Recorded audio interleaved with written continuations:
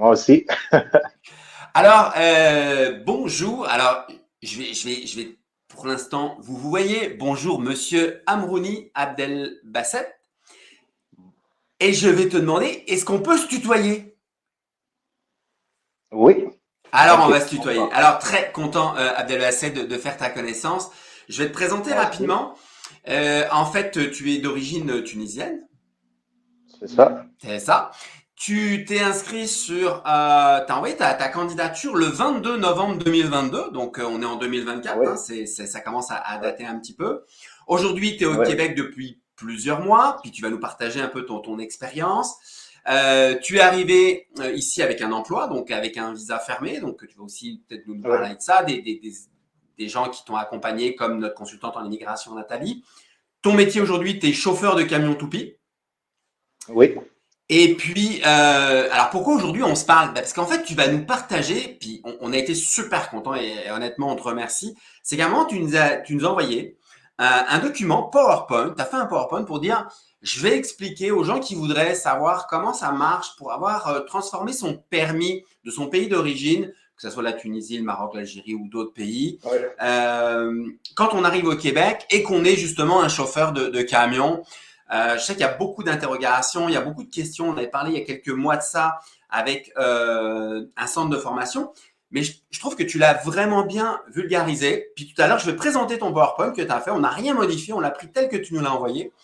Et je pense que ça va aider grandement, non seulement les gens qui sont en cours d'immigration, qui ont été recrutés, qui vont arriver, Mhm. mais aussi ceux qui se posent des questions et aussi les chefs d'entreprise qui ont besoin de recruter des chauffeurs Savoir comment de, ça se passe.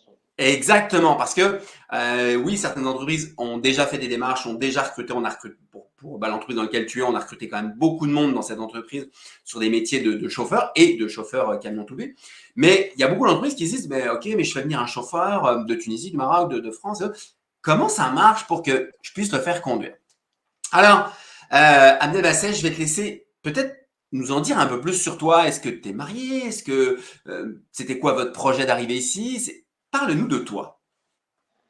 Merci. Donc, moi, c'est Hamrouni Abdelbast. Je suis un Tunisien âgé de 36 ans. Je suis marié. Je fais mon travail de chauffeur poids lourd. Ça fait 12 ans chez moi.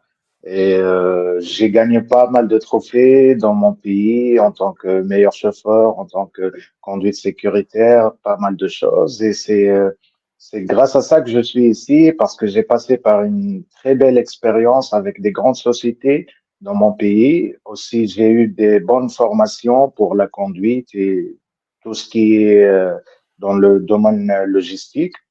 Voilà, donc je me suis presque vocalisé sur partir au Québec précisément pour plusieurs raisons, notamment les opportunités professionnelles. Ici, c'est vraiment quelque chose, tu peux bien avancer et il y a la diversité et les gens sont très accueillants et c'est une très belle pays et c'est une très belle expérience que je viens de commencer. Je suis très heureux d'être ici. Alors, dis-moi, t'es arrivé il y a combien de temps? Parce que, comme je disais, le 22 novembre 2022, tu déposais ta candidature, il s'est passé plein de choses, tu as eu des entrevues, tu as parlé à plusieurs reprises avec Amine, hein, chez nous. Oui, je vais Et te puis, raconter ça dès le ok, début. alors parle-nous de tout ça.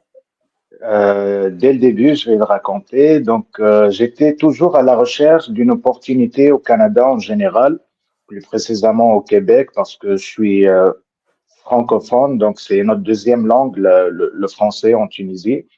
Donc, ce qui me va plus, c'est une région qui parle le français, donc je me trouve là à l'aise.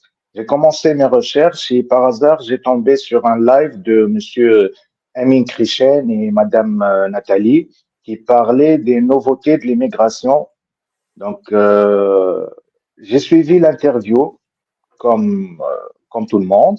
J'ai posé quelques questions et à la fin, là, il y avait la coordinatrice, Madame Alicia, oui, Ouais, qui a ouais. annoncé que Monsieur Amin Krichen a besoin de recruter des chauffeurs pour bientôt. Donc, il a mis son email et tout. Donc, tout de suite, j'ai pris le contact et j'ai cherché sur LinkedIn. J'ai essayé de contacter Monsieur Amin, que je le salue. Et il n'a pas tardé à me répondre et il m'a proposé cette offre-là. Donc, j'ai mis un petit peu de temps pour répondre à cette offre. Donc, j'ai fait des recherches spécifiques sur le travail demandé. Donc, j'ai bien répondu, comment dire, à l'offre proposée par Monsieur Amin. J'ai fait des recherches sur la société, l'environnement, euh, la culture, tout ce qui va avec. Donc, voilà, j'ai modifié mon CV selon cette offre. En premier lieu, j'ai fait une petite interview avec Monsieur Amin. Après, on a passé à l'interview principale avec Monsieur François Laforêt et le responsable de l'usine là où je suis intégré. On a fait une deuxième interview. Là, le 9 décembre, Monsieur Amin me revient avec un email pour me dire que ma candidature a été approuvée. Et là, c'est la grande joie. Donc, C'est Noël avant après, Noël. ouais. Et là, il me présente Madame Nathalie Noël, que je salue aussi, la professionnelle de consulting. Donc, elle m'a demandé mes expériences chez moi, un certificat de police qu'on appelle le B3 chez nous, mes permis de conduire traduits, tout ce qui va avec. Donc, on a préparé tous les documents. Ça a pris beaucoup de temps parce que les délais de traitement là sont un petit peu lents pour les faire de la Tunisie. Donc, on a commencé en décembre avec la candidature approuvée. Et j'ai la réception de passeport avec le visa accordé. C'était le 25 septembre 2023. Ok, donc à peu près, on va dire à peu près 9 mois. Hein, hein. Oui, oui, Le oui. temps d'un accouchement, c'est à peu près ça. Oui, c'est ça. Ok, donc ça a été C'est la ça. grossesse de l'immigration. Puis là, au mois de septembre, tu reçois ton passeport avec ton visa. Oui. Entre-temps, il faut bien suivre les directives de Madame Nathalie pour ne pas avoir plus de temps à perdre et tout. Pour gagner du temps, tu dois suivre les directives de Madame Nathalie parce qu'elle fait ça parfaitement et très professionnel. Et je le salue. Déjà, je continue ma procédure de regroupement familial avec elle. Euh, quoi d'autre? Donc là, elle m'a envoyé des documents pour savoir l'environnement d'emploi, qu'est-ce que j'ai, qu'est-ce que je dois faire ici. Elle m'a mis dans le bassin. Il m'a présenté mon directeur RH de Monsieur Daniel Strani, que je salue. Euh, il m'a envoyé donc mon billet d'avion et le 9 octobre 2023, exactement à 9 heures, j'ai, j'ai mis les pieds au sol canadien. C'est la grande joie. Donc, 9 heures dans l'avion, j'ai pas dormi du tout. Très excité de voir ma nouvelle vie, de commencer ma nouvelle vie professionnelle. Et j'étais très bien accueilli de la part de Béton Provincial. Après, j'ai commencé à faire mes papiers nécessaires, le compte bancaire, le NAS, mon numéro de téléphone, tout ça. Et la compagnie a préparé déjà à l'avance le logement et tout ça. Elle s'est arrangée. On est dans une colocation, mais ça va très bien. Euh, quoi d'autre? Puis donc Donc, là, tu arrives, là, tu es tout seul. Hein, on est d'accord, pour l'instant, tu es tout tout seul, tu seul, oui, arrives. tout seul, tout Tu seul. t'arrives en plus dans la période où il commence à faire un peu plus frais. Hein, il fait pas froid encore, il fait un peu plus frais. Oui, oui, j'ai Euh, de la chance pour cet hiver. C'est pas très froid là. Je me exact. En suis plus, préparé. Je me suis préparé plus que ça, mais c'était pas trop. Ouais, c'était pas trop froid là. donc là, tu arrives. Bon, forcément, bah, tu arrives en tant que chauffeur de camion avec la Oui, spécialisation camion toupie, mais tu peux pas conduire. Hein. oui, je peux pas Donc, conduire, sauf donc les là, il y petites a, voitures classe 5. c'est ça. Donc là, il y a tout un processus qui va se mettre en place. Et puis, Oui, bah, pour nous expliquer ton processus, tu as décidé de faire un PowerPoint. Alors, je vais le partager. Je vais le d'accord. partager. Et puis, eh bien, en fait, je vais passer les slides et puis tu vas nous dire Et déjà, pourquoi, parce que c'est quand même rare, genre, pourquoi tu as eu l'idée de faire ça? Qu'est-ce qui t'a poussé à faire ce PowerPoint? Donc, l'idée, parce que c'est pas comme chez nous, c'est nouveau, c'est un petit peu compliqué les démarches et tout ça. J'ai vu beaucoup de monde qui ont raté du temps, du manque à gagner. Donc, ils passent beaucoup de temps à chercher les trucs et les liens et comment ça se passe ici. Donc, moi, normalement, j'ai fait dans un temps record. Et c'est pour ça, j'ai l'habitude toujours de noter ce que je fais. C'est comme un journal intime ou quelque chose comme ça. Donc, j'ai décidé de partager dans l'idée d'aider les autres pour ceux qui vont arriver après moi. Ils vont trouver facilement les démarches et ça va prendre peut-être moins de temps que j'ai passé pour avoir ces permis-là. Eh ben, en tout cas, tu sais quoi? Pour eux, je te remercie. Puis je te remercie aussi pour les chefs d'entreprise parce que je sais qu'il y a plein de chefs d'entreprise qui se posent plein de questions. Il y a plein de peurs et tout ça. Alors, on va rentrer tout de suite. Je vais passer les slides de ta D'accord? présentation. Alors, je te laisse les commenter. C'est toi qui as fait le travail. Alors, moi, je vais juste appuyer sur le bouton. D'accord. Donc là, on parle généralement de quel pays tu viens, parce que les démarches sont différentes. Si tu viens de l'Europe, tu as directement, parce qu'il y a par exemple des accords avec la France. Lorsque tu viens ici, tu n'as pas besoin d'une certificat d'authenticité pour avoir ton permis et tout. Juste, tu présentes ton permis de France à la SAC au Canada et tu vas directement prendre ton permis classe 5 et tu passes à l'étape suivante. C'est correct. Exact. Pour ce qui vient de l'Afrique et d'autres pays, ils vont passer par un certificat d'authenticité qu'ils vont la ramener de leur pays pour dire que son permis est correct et il n'est pas trafiqué ou quelque chose comme ça. Et tu dois la signer dans la consulat de ton pays. Après, tu vas prendre un rendez-vous pour la SAC et faire la reconnaissance de permis. Donc, ils vont prendre en charge là les années d'expérience que tu as passées dans ton pays.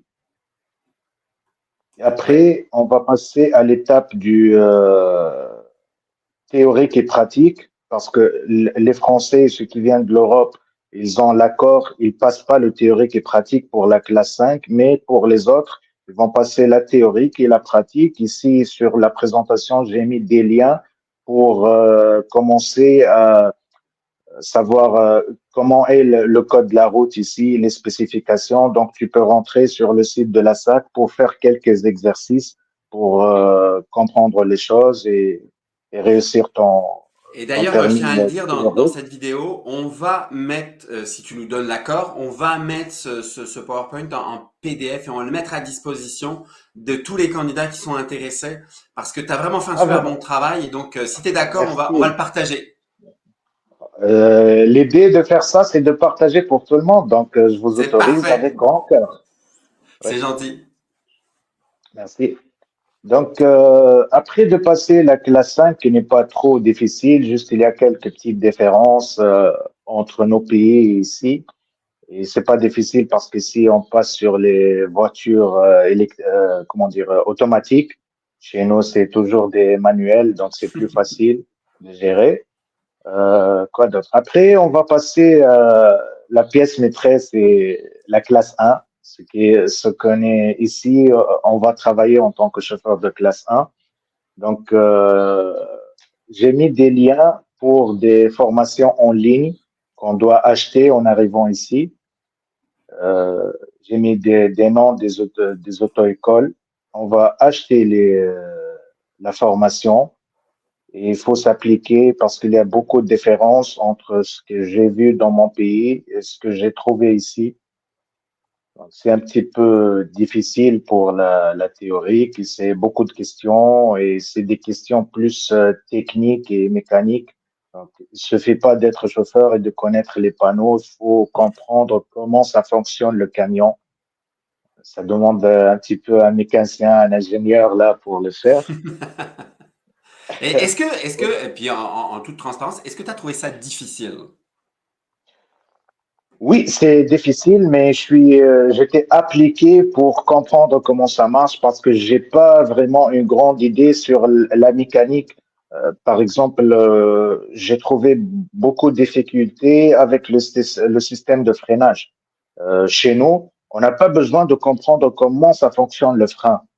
C'est juste de dire s'il est correct ou non correct. S'il est correct, on peut démarrer. S'il n'est pas correct, on va passer au garage pour régler la difficulté sans savoir comment ça se passe. Ok. Juste, on a des tests à faire pour savoir s'il est correct ou non. Ici, il te demande le fonctionnement exact, pièce par pièce. J'ai trouvé ça un petit peu difficile, je suis pas habitué à ça, mais j'étais appliqué pour comprendre et tout. J'ai cherché des vidéos sur YouTube, des explications et tout ça, et j'étais correct. Donc là, ils ont 20 questions pour les freins et j'ai réussi les 20 questions sans problème. Ouais. Parfait. Puis, J'ai puis mis, je vois hein, d'ailleurs, j'ai mis tu de mets temps. hein, dans ton PowerPoint, tu mets beaucoup de liens justement pour aider les Oui, gens oui, à se former et à comprendre. Ok, parfait. c'est ça. Donc, après de réussir la partie théorique, on va passer à la visite médicale. Donc là, il faut faire des recherches selon les régions, parce que moi, je suis à Montréal-Est. Donc, j'ai cherché dans les alentours, j'ai mis un petit lien pour la clinique dans laquelle que j'ai trouvé. Et c'était la moins chère pour un nouveau arrivant. Donc, je l'ai mis en lien. Vous pouvez faire ça avec cette clinique. Après, on va aller pour déposer cette visite médicale à la SAC et on attend l'accord qu'on est correct et qu'on peut passer la classe 1. On va avoir un rendez-vous Ça a pris pour beaucoup de passer temps la ton rendez-vous? pratique. Non, ça n'a pas pris beaucoup de temps, mais c'est moi qui a imposé le temps. Parce que il y a une grande différence entre les camions européennes toutes plates. Ici, ils ont le nez à l'avance et les dimensions sont pas les mêmes. Ça, c'est pas difficile pour un chauffeur professionnel. Normalement, il doit s'adapter vite fait avec les dimensions. Ça prend pas beaucoup de temps. Mais ce qui est le plus difficile, c'est la gradation et la rétrogradation. Euh, les camions européens, généralement, c'est des camions synchronisés. Ici, les camions ne sont pas synchronisés, donc on doit passer par le régime moteur, le RPM.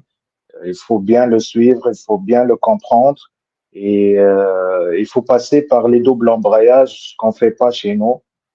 Hmm. Ça, c'était le plus compliqué. Pour les manœuvres et tout ce qui reste, les dimensions et tout, pour un chauffeur qui a exercé le métier, ça va pas être difficile pour tout le monde. Donc, il connaît le principe est le même pour faire des manœuvres et tout. C'est juste la partie conduite, lorsqu'on va grader ou rétrograder. Là, c'est un petit peu compliqué parce qu'il y a des calculs à faire et il faut être précis. Et j'ai mis des vidéos explicatives de YouTube à travers des expériences d'autres professionnels qui étaient là avant moi. Donc, Eh, t'as fait ils m'ont un aidé gros pour travail de ça. recherche, hein. T'as fait un gros Oui, travail de recherche. Mais ça oui. t'a permis aussi d'avoir. Ça t'a pris combien de temps pour entre le moment où tu déposes et le moment où tu as eu ton permis, ça a pris combien de temps? C'était juste 3 mois. 3 mois, ok.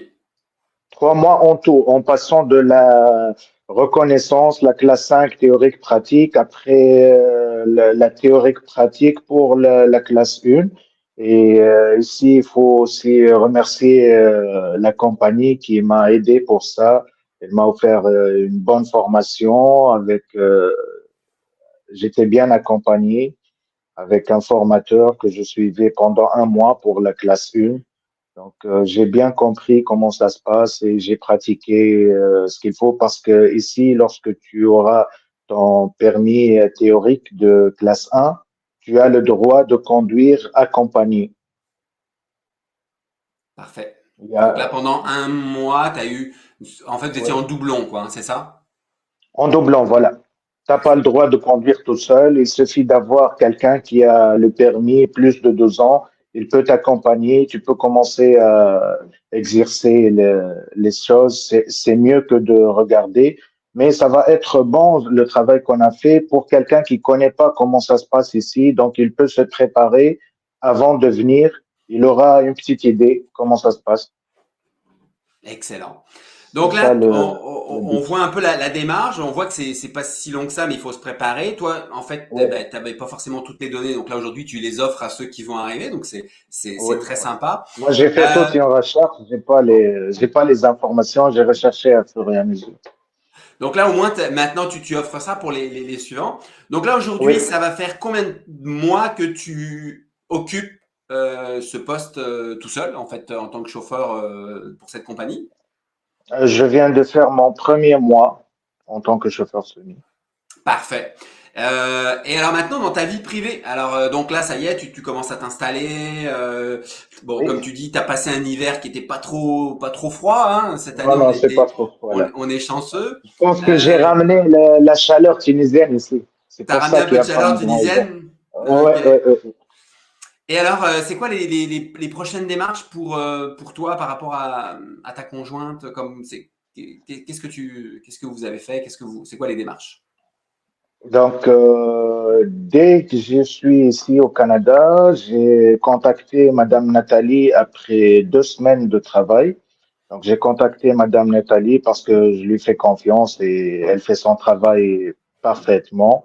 Donc, j'ai décidé de continuer avec elle. Je lui ai proposé ce que je peux faire et elle m'a beaucoup aidé aussi parce qu'en arrivant, j'avais pas beaucoup d'argent et comme un nouveau arrivant. Donc, elle m'a aidé de payer la charge en tranche et tout ça.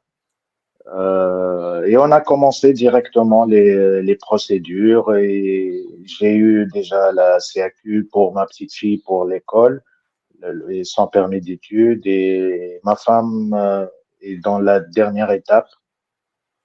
Donc, bientôt, ils vont être ici. C'était un choix de les faire ramener après le temps que je m'installe et je commence à comprendre les choses ici, comment ça se passe. Et ça n'a pas été très lent parce que j'ai trouvé beaucoup d'aide de la part de Monsieur Amin Krichen, que je l'appelle régulièrement chaque semaine.